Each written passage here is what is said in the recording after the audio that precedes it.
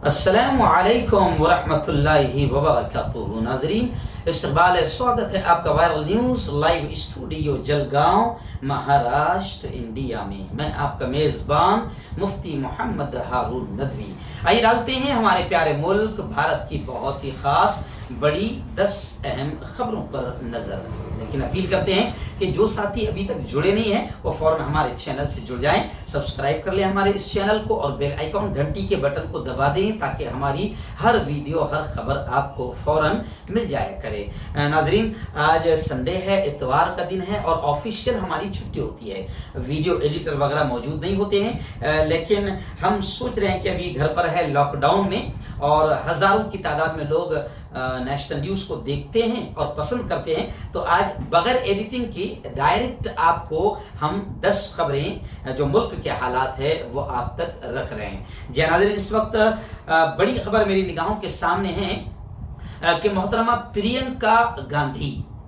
प्रियंका गांधी ने उत्तर प्रदेश की सरकार, योगी सरकार, यूपी हुकूमत को वार्निंग दी है कि कोरोना टेस्टिंग के आदादो शुमार छुपाने के नताइज बड़े खतरनाक होंगे। कांग्रेस की जनरल सेक्रेटरी प्रियंका गांधी ने कहा कि उत्तर प्रदेश में कोरोना की टेस्टिंग के हवाले से कई लोग फिक्रमंद है। शफाफियत कोरोना के खिलाफ जंग में इंतहाई अहमियत के हामिल है। समाज के तमाम तबकात और हुकूमत मिलकर ही इस वबा को शिकस्त दे सकते हैं। प्रियंका गांधी ने ट्वीट के जरिए उत्तर प्रदेश हुकूमत को कुछ तजावीज और कुछ मशवरे दिए हैं। प्रियंका गांधी ने ट्वीट में 4 पोस्टर भी शेयर किए हैं जिनके जरिए हुकूमत को मशवरा देते हुए उन्होंने लिखा है कि पूरी दुनिया ने मान लिया है कि ज्यादा से ज्यादा टेस्टिंग, तिब्बी मुआयना ही कोरोना की रोकथाम की कलीद है, अहम चीज है। अगर हमने टेस्टिंग को छुपाया और आदादो शुमार को छुपाया तो फिर याद रखें कि इसके नताइज बड़े खतरनाक हो सकते हैं। नाज़रीन, इस वक्त एक बड़ी खबर मेरी निगाहों के सामने आई है कि उत्तर प्रदेश के भाजपा के रुकने असेंबली विधायक राकेश ठाकुर ने अब पीएम मोदी पर हमला किया। जी हाँ, उन्होंने साफ तौर से ये कहा कि पीएम मोदी ने जो तालियां बजवाई थी, जो थालियां बजवाई थी, उन्होंने कहा कि क्या ताली और थाली बजाकर कोरोना को भगाओगे। पीएम मोदी के बारे में कहा कि इन्होंने बेवकूफी का सारा रिकॉर्ड तोड़ दिया। जी हाँ नाज़रीन, ये इसलिए मैं कह रहा हूं कि पहले तो हम सिर्फ ये कहते थे कि हम कह रहे हैं, शायद ये अपोजिशन कह रही है या दुनिया के बहुत सारे लोग कह रहे हैं, लेकिन अब भाजपा खुद कह रही है कि कोरोना इतनी खतरनाक बीमारी है, डॉक्टरों को सामान नहीं मिल रहा, नर्सों को सामान नहीं मिल पा रहा है, अस्पताल नहीं बन पाए हैं। जिस तरीके से कोरोना से जंग लड़नी चाहिए वैसी जंग नहीं लड़ पा रहे हैं और पूरे मुल्क का ध्यान अजीब बेवकूफी की तरफ लगा रहे हैं। कभी तालियां बजवा रहे हैं, कभी थालियां बजवा रहे हैं, कभी दिए जलवा रहे हैं। तो अब तो अपोजिशन तो छोड़िए, अब खुद भाजपा के रुकने असेंबली राकेश राठौर ने कहा कि पीएम मोदी ने बेवकूफी का सारा रिकॉर्ड तोड़ दिया। नाजरीन, एक और बड़ी खबर इस वक्त मुल्क की कोरोना वायरस की जो अपडेट है। जिस तरह मैंने अभी इससे पहले वाली खबर में कहा कि भाजपा का एमएलए खुद कह रहा है कि मोदी जी ने बेवकूफी का सारा रिकॉर्ड तोड़ दिया, लेकिन मेरा ये मानना है कि मोदी जी ने बेवकूफी का रिकॉर्ड तोड़ा, लेकिन हम भी तो कम बेवकूफ नहीं है। बड़े बड़े पढ़े लिखे जाहिल भक्ति के अंदर तालियां और थालियां, और बालकनी से बड़े बड़े फिल्म स्टार भी तालियां और थालियां बजाते हुए नजर आए थे। खैर, कोरोना की जंग ये नहीं है कि आप तालियां और थालियां बजाओ, लेकिन आपको बता दूं कि इस वक्त कोरोना वायरस की अपडेट मुल्क में ये है कि अब मुल्क में कोरोना वायरस के 1752 नए केसेस सामने आए हैं और कोरोना से मुतासरीन की तादाद अब इस वक्त 23,452 के करीब मुल्क में पहुंच गई है और मरने वालों की तादाद तकरीबन 723 के करीब हो चुकी है।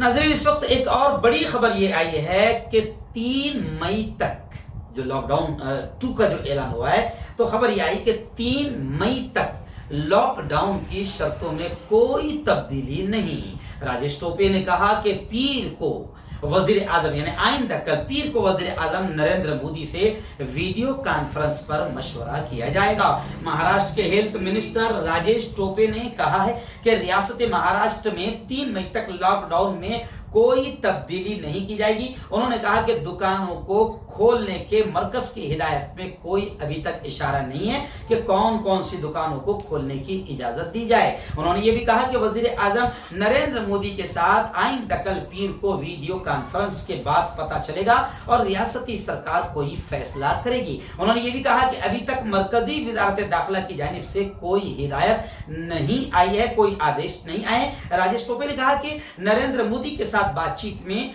मजदूरों को उनके घर भेजने का मामला उठाया जाएगा।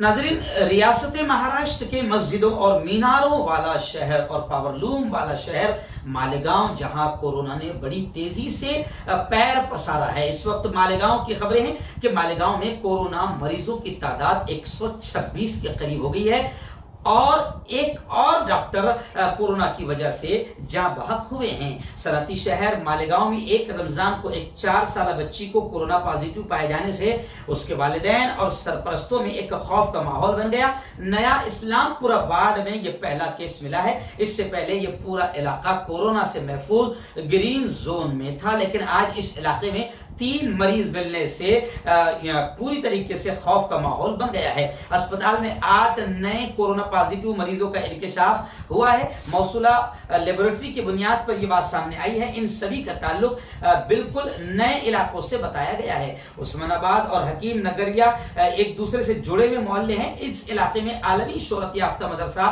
जामियातुस सालिहात भी है, जो कि जनता कर्फ्यू से कई दिन पहले से बंद कर दिया गया था। उस्मानाबाद और हकीम नगर में आज 4 मरीज सामने आए हैं। उनकी उम्रें बेतरतीब 26, 38, 36 और 61 बताई गई है और ये तमाम के तमाम अफराद मर्द है। नया इस्लामपुरा में एक 4 साल लड़की के अलावा एक 25 साल लड़की और 30 साल मर्द भी पॉजिटिव पाया गया है, जबकि जाफरनगर में भी एक 65 साल बुजुर्ग पॉजिटिव निकला है। इस तरह मरीजों की तादाद मालेगांव में बढ़कर 126 के करीब हो चुकी है। नाज़रीन, इस वक्त एक बड़ी खबर मेरी निगाहों के सामने ये भी आई है कि उत्तराखंड के बाशिंदे की लाश जो दुबई से आई थी, तो उत्तराखंड के बाशिंदे की लाश को दिल्ली हवाई अड्डे से ही वापस दुबई भेज दिया गया। उत्तराखंड लोकवाहिनी ULE इलाकाई पार्टी ने अबू धाबी में इंतकाल करने वाले कमलेश भट्ट की लाश दिल्ली हवाई अड्डे पहुंचने के बाद लाश को दोबारा वापस दुबई भेजने पर मरकजी हुकूमत के रवैये पर सख्त तकलीफ का इजहार किया। ULV ने मरकज से कमलेश भट्ट की लाश वापस लेने का मुतालबा किया है। ULV के कौमी सदर PC तिवारी ने जारी एक बयान में कहा कि बाशिंदे कमलेश भट्ट जिसकी उम्र 24 साल है, अबू धाबी में एक होटल में काम करता था। गुज़िश्ता 16 अप्रैल को उसकी मौत हुई थी। उनके मुआविन रविश रतोड़वी और दीगर अफराद ने काफी कोशिश के बाद कमलेश की लाश को वापस उनके गांव भिजवाया, लेकिन ये जो मामला सामने आया है कि मरकजी हुकूमत ने दुबई से उत्तराखंड के बाशिंदे की इस लाश को वापस भेज दिया, इससे हमें बहुत तकलीफ पहुंची है। नाज़रीन, इस वक्त एक बड़ी खबर उत्तर प्रदेश के जिला एटा के कोतवाली पुलिस स्टेशन के श्रीनगर इलाके से आई है कि एक ही फैमिली, एक ही कुटुंब, एक ही कुंबे के 5 अफराद की शनिचर को मुबैना हालत में उनके घर के अंदर उनकी लाशें मिली।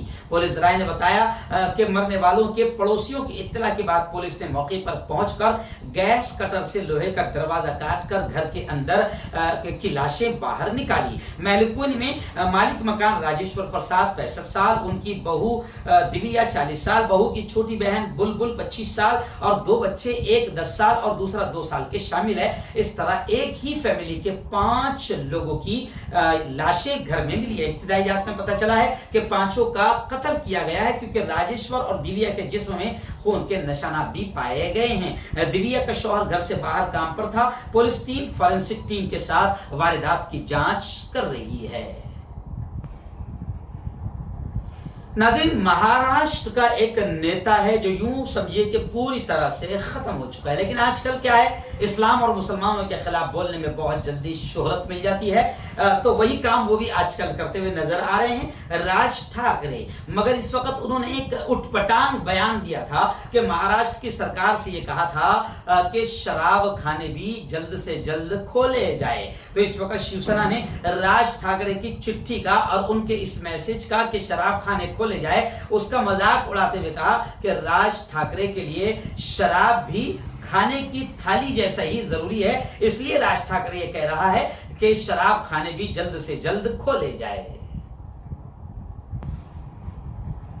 नाजरीन, उत्तर प्रदेश के सीएम वजीर आला योगी आदित्यनाथ जैसे उन्होंने राजस्थान के कोटा से अमीरों के बच्चों को बुलाया तो गरीबों के दिल दुख गए, लेकिन अभी इस वक्त ये भी खबर आ रही है, अब इसे लॉकडाउन का उल्लंघन कहे या जो भी कहे, लेकिन खबर ये आ रही है कि हरियाणा से 2224 मजदूर वापस लाए गए हैं। उत्तर प्रदेश हुकूमत की कोशिशों से शनिवार को 2224 मजदूरों का पहला बैच हरियाणा से रियासत उत्तर प्रदेश पहुंच गया। ये मजदूर मुल्कगीर लॉकडाउन के ऐलान के बाद हरियाणा में फंस गए थे। एडिशनल चीफ सेक्रेटरी दाखिला अविनेश अवस्थी ने यहां बताया कि 2224 मजदूरों को 82 बसों के जरिए मगरबी यूपी के 16 जिलों में पहुंचाया गया। तमाम मजदूरों की सेहत की जांच के बाद उनको उनके मुतल्लका अजला के शेल्टर होम में क्वारंटाइन में रखा गया है। 11,000 मजदूरों के हरियाणा से वापस आने के इम्कानात हैं। अब देखते हैं कि लॉकडाउन से पहले मुंबई के भी कई लोग बार बार फोन कर रहे हैं जो उत्तर प्रदेश के हैं। अब देखते हैं कि वजीर आला योगी आदित्यनाथ इन मुंबई और मुख्तलिफ इलाकों में फंसे हुए मजदूरों के लिए क्या करते हैं।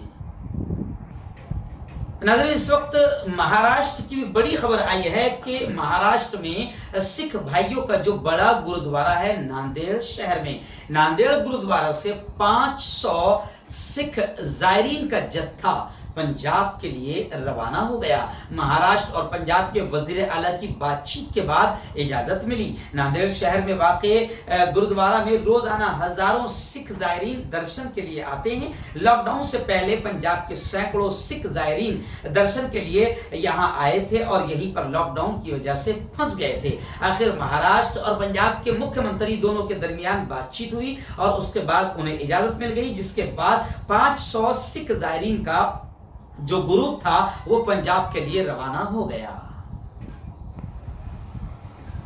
नाज़रीन, रियासत महाराष्ट्र की एक बड़ी खबर आई है। जी हाँ, लॉकडाउन के मौके पर एक तरफ गरीब और मजदूर बड़े परेशान हैं, दाने दाने के लिए वो तरस रहे हैं। ऐसे मौके पर हुकूमत ने, रियासत महाराष्ट्र ने राशन की दुकान वालों को गरीबों तक राशन पहुंचाने का हुक्म और आदेश दिया था, लेकिन राशन की दुकानों की तरफ से काफी करप्शन और घोटालों के मामला सामने आ रहे हैं। इसी को लेकर बड़ी खबर आई है कि रियासत महाराष्ट्र में तकरीबन 87 दुकानों के लाइसेंस मंसूख कर दिए गए, खत्म कर दिए गए और 39 राशन की दुकानों के खिलाफ मुकदमा दर्ज हो चुके हैं। छगन भुजबल साहब ने यह बताया कि कोरोना वबा के पेश नजर रियासत महाराष्ट्र में लॉकडाउन का ऐलान किया गया है। वजीर ममलिकत बराए खुराक छगन भुजबल ने बताया कि बहुत सारी शिकायतें मिलने के बाद 87 लाइसेंस मंसूख कर दिए गए हैं और 39 राशन की दुकानों के खिलाफ बाकायदा मुकदमा दर्ज किया गया है।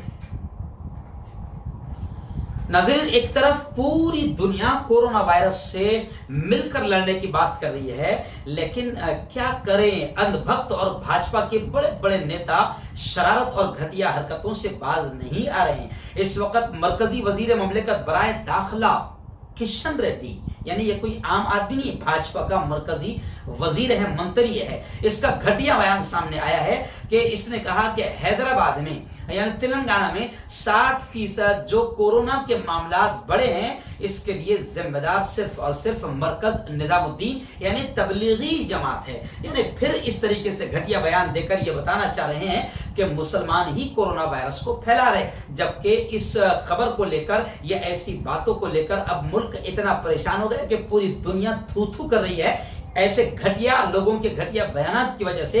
और अब तो जो फॉरेन में, खलीजी मुल्कों में, गल्फ कंट्रीज में जो हमारे हिंदू भाई रह रहे हैं, उनको वहां पर तकलीफें आने का डर महसूस हो गया है, क्योंकि वहां पर भी ये अनभक्त और भाजपा के पुजारी और अनभक्त वहां पर भी गंदगी फैला रहे थे सोशल मीडिया पर मुसलमानों के खिलाफ कमेंट करके। लेकिन यह खबर बड़ी अफसोसनाक है कि अब ये मंत्री जैसा आदमी घटिया बयान दे रहा है कि 60% जो कोरोना के मामला फैले हैं उसको लेकर मरकज निजामुद्दीन ही जिम्मेदार है।